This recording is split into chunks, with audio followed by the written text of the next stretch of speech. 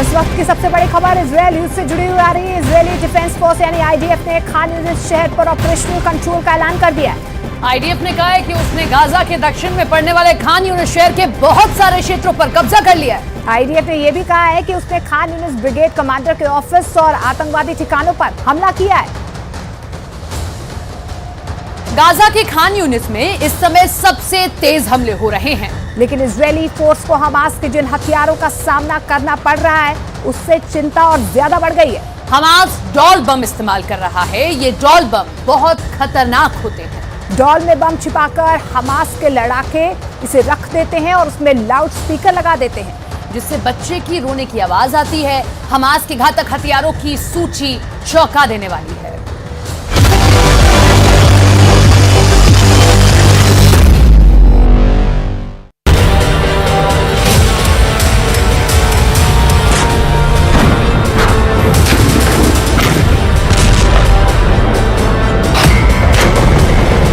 Doll बम,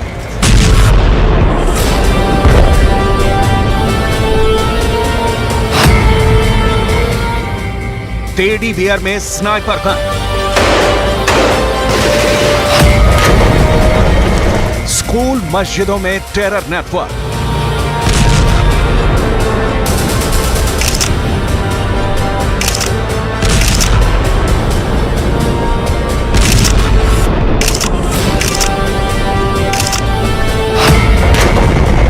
Hamas की खौफनाक साजिश।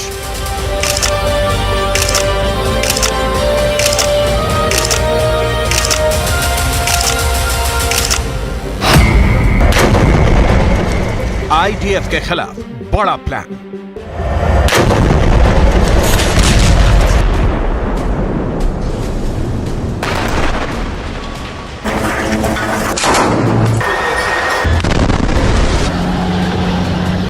गाजा में हमास का रिएक्शन देख इजरायली सेना के होश उड़े हुए हैं।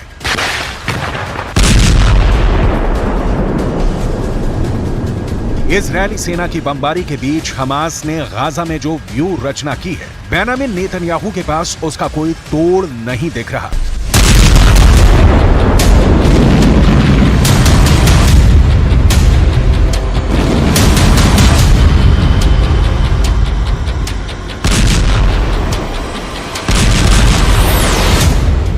इजरायली सेना जिस ओर मूव कर रही है, हमास ने उस रास्ते में बम फिट कर दिया है।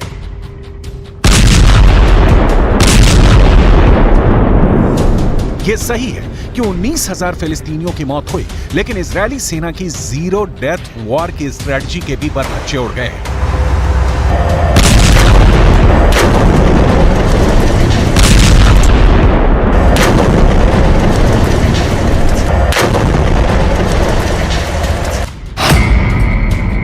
हमास के जबरदस्त प्रतिक्रिया की वजह से ही 27 अक्टूबर से, यानी जब से इजरायल ने गाजा में जमीनी हमले शुरू किए हैं, 121 इजरायली सैनिकों की मौत हो गई है। यह आंकड़ा हमास ने नहीं बल्कि इजरायली सेना ने ही जारी किया है।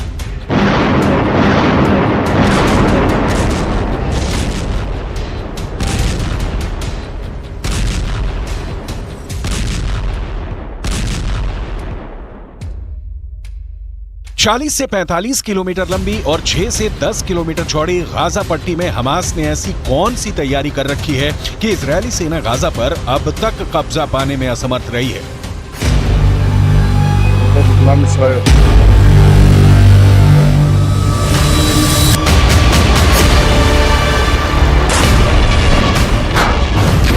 हमास ने ऐसे कौन से हथियार जुटा रखे हैं जिसका जवाब इजरायली सेना के पास नहीं है।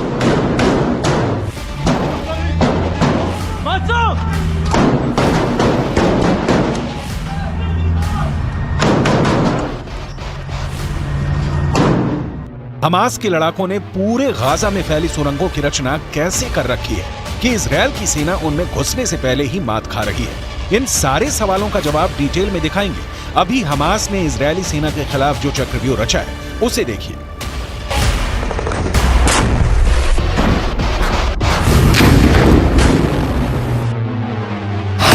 हमास नए नए तरीकों से आईडीएफ के जवानों पर हमले कर रहा है। हमास के आतंकियों ने गोलियों के अंदर बम भरकर उसमें रोने की आवाज निकालने वाले स्पीकर लगा दिए हैं।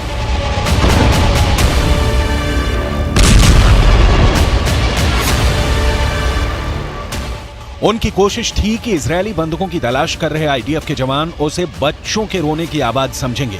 जैसे ही उनके पास आएंगे, बम के धमाके में मारे जाएंगे।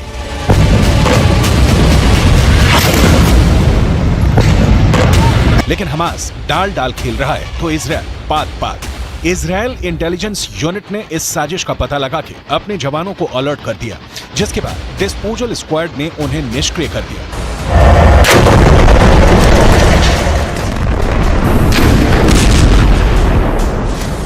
इजरायली सेना ने दावा किया है कि हमास गुड़ियों और बच्चों के बैकपैक्स को जानबूझकर एक सुरंग शॉप के पास रखा था, जो एक बड़े टनल नेटवर्क से जुड़ा हुआ था। इजरायली सेना ने उस इलाके की तलाशी ली और घात लगाकर किए गए हमले के साथ साथ क्षेत्र में हमास की खुफिया जानकारी और टैंक रोधी ठिकानों का भी पर्दाफाश किया। आईडीएफ ने दावा किया था कि हमास के आतंकियों ने टेडी बियर के अंदर स्नाइपर राइफल और बम छिपाए हुए थे। इन टेडी बियर को लेकर आतंकी आम लोगों के बीच रहे थे।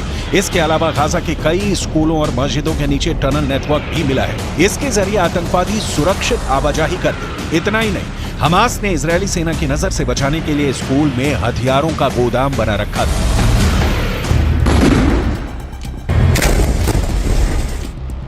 हमास के पास बिना शक इजरायल वाला वेपन पावर नहीं है, लेकिन हमास के पास हथियारों में घरेलू रॉकेट, अपग्रेडेड AK-47 और सोवियत संघ के दौर के मशीन गन के अलावा कई सस्ते, नए और चोरी किए हुए हथियार हैं। कई ऐसे एडवांस्ड हथियार भी मिले हैं जिनकी सप्लाई ईरान ने की, तो कुछ ऐसे हैं जिनका निर्माण उत्तर कोरिया में किया गया। ये जानना भी बेहद दिलचस्प है कि हमास की पसंदीदा राइफल कौन सी है।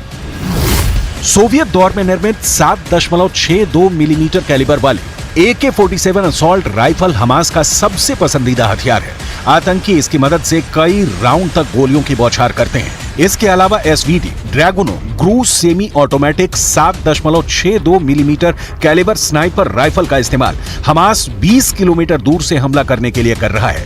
हमास के ट्रक भारी machine gun M2 browning HMG से लैस हैं। ये पैदल सेना हल्के बख्तरबंद वाहनों और कम उड़ान वाले विमानों को आसानी से निशाना बना सकते हैं। ये समझना बहुत जरूरी है, हमास जैसे संगठनों के पास जो भी हथियार हैं वो या तो ईरान से आए हैं या हमास ने स्मगलिंग से उसे मंगाया है या सोवियत दौर के हैं। इन हथियारों से हमास इजरायल को नुकसान तो पहुंचा रहा है। 9 किलो वाला RPG-7 rocket propelled grenade launcher Hamas का फेवरेट है। ये काफी सस्ता और उपयोग में आसान है। सोवियत संघ का बना यह हथियार कंधे पर रहता है और एक ट्यूब से रॉकेट दागता है। ये रॉकेट आसानी से 200 से 700 मीटर की दूरी पर मौजूद टैंकों को आसानी से तबाह कर सकता है।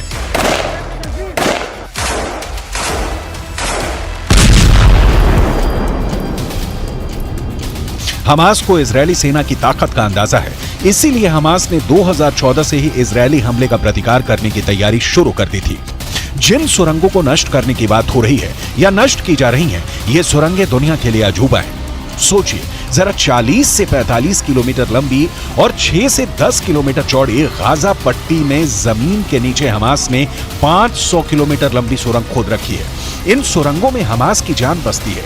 इनके हथियार, इनके लड़ाके, इनके नेता सारे सुरंगों में शरण पाते हैं। जहां तक सुरंगों के सफाई की बात है तो इजरायल ने बहुत सी सुरंगों को मटिया मेट कर दिया है, लेकिन अभी ऐसी कई सुरंगें हैं जहां अब भी इजरायल की सेना नहीं पहुंच पाई है।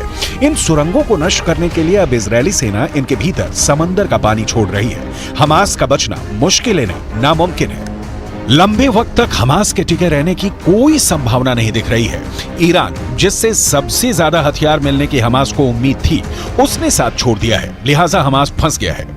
बाकी किसी भी अरब देश से उसे कोई मदद नहीं मिल रही, जबकि इजरायल को अमेरिका से सीधे हथियारों की सप्लाई हो रही है। नतीजा जमीन पर दिख रहा है। फज्जा स्मعنا دبة لما سمعنا الدبة طلعنا برا نشوف ايش اللي صار.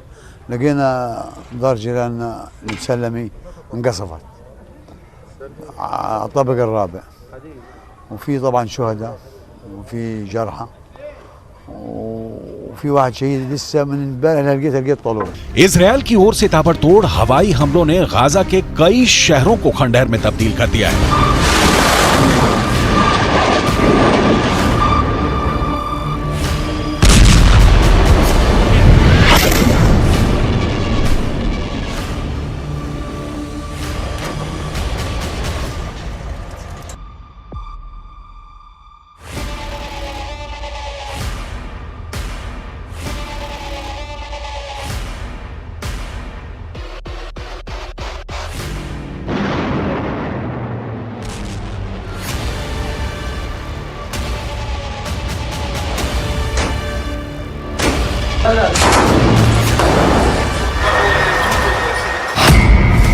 गाजा हमले में करीब 40 से ज्यादा लोगों की मौत हो गई है। सेंट्रल गाजा के एक शरणार्थी शिविर पर हुए हवाई हमलों में करीब 33 लोगों की जान चली गई है। इनमें 14 महिलाएं और 4 बच्चे शामिल थे। रफा शहर में हवाई हमलों में करीब 8 लोगों की मौत हो गई है।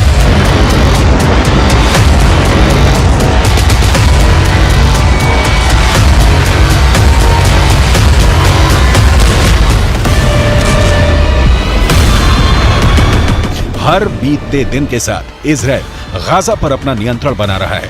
खान यूनुस में इस वक्त इजरायली सेना भीषण बमबारी कर रही है। खान यूनुस से नहीं, गाजा के कई बड़े शहरों पर इजरायली सेना ने हमले तेज कर दिए हैं। इजरायल के प्रधानमंत्री बेंजामिन नेतन्याहू को बहुत गौर से सुनिए, क्योंकि जिन्हें युद्ध विराम की उम्मीद दिख रही है, उन्हें बहुत निराश होना पड़ेगा। बंधकों की मौत की हमास वाली धमकी का इजरायल के प्रधानमंत्री बेंजामिन नेतन्याहू के ऊपर कोई असर नहीं दिख रहा है।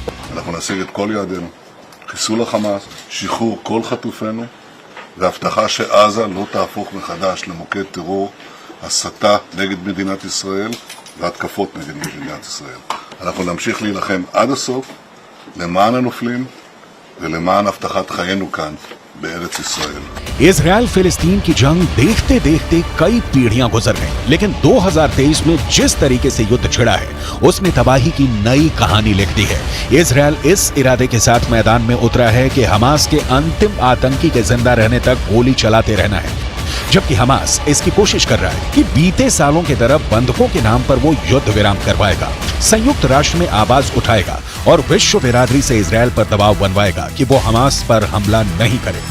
हमास की ये कोशिश आंशिक रूप से रंग भी ला रही है। अमेरिका ने इजरायल को 2 टूक कहा है कि हमास के आतंकियों को मौत की नींद सुलाने के दौरान ये ख्याल रखा जाए कि किसी आम फिलिस्तीनी की इसमें मौत ना हो। लेकिन युद्ध में इजरायल इस कदर उलझा हुआ है कि अपनों तक को पहचानने में इजरायली सेना से भूल हो रही है। इन 3 युवकों को हमास ने 7 अक्टूबर को बंधक बना लिया था।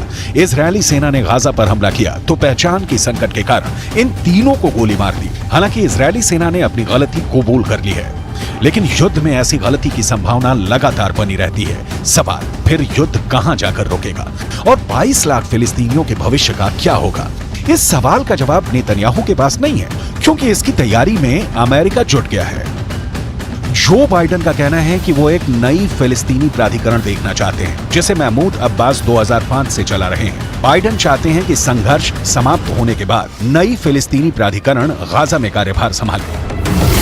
गाजा में आखिरी बार चुनाव 2006 में हुए थे। इस चुनाव में हमास को जीत मिली थी, लेकिन हमास ने सरकार बनाते ही महमूद अब्बास की फतह पार्टी के नेताओं के खिलाफ हिंसा शुरू कर दी थी। इस हिंसा में फिलिस्तीनी प्राधिकरण और फतह के हजारों कार्यकर्ता मारे गए। इस हिंसा के बाद महमूद अब्बास ने हमास के प्रमुख इस्माइल हानिया को पद से हटा दिया था, लेकिन हानिया ने इससे इनकार करते हुए फिलिस्तीनी प्राधिकरण से अपना रिश्ता तोड़ लिया था।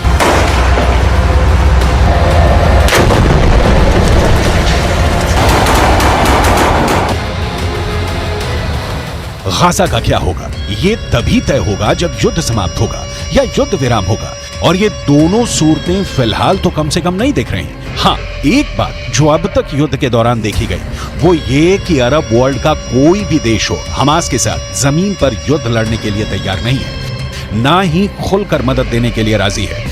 यमन के हूथी विद्रोहियों के हमले या लेबनान के हिजबुल्लाह लड़ाकों के अटैक इजरायल को रोक पाने में समर्थ नहीं है, और इजरायल तभी युद्ध विराम करेगा जब हमास के अंतिम आतंकी को मारकर वो गाजा पर कब्जा कर ले।